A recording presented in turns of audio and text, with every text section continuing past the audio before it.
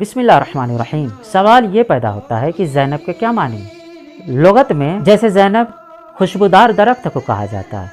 یا زینب ایسے درخت کو کہا جاتا ہے جو حسین المنظر ہوتا ہے، یعنی اگر کوئی شخص اس درخت کو دیکھے تو اس کا دل باغ باغ ہو جائے۔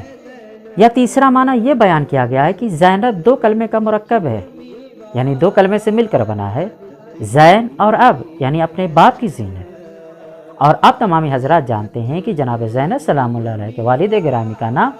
مولا کائنات علی بن ابی طالب علیہ السلام ہے، اور آپ علیہ السلام کے سلسلے سے رسول خدا صلی اللہ علیہ وسلم نے یہ ارشاد فرمایا کہ اگر کوئی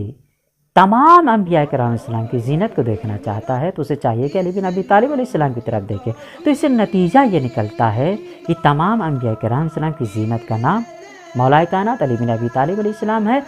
اور علی بن ابی طالب علیہ السلام کی زینت کا نام حضرت زینب سلام اللہ علیہ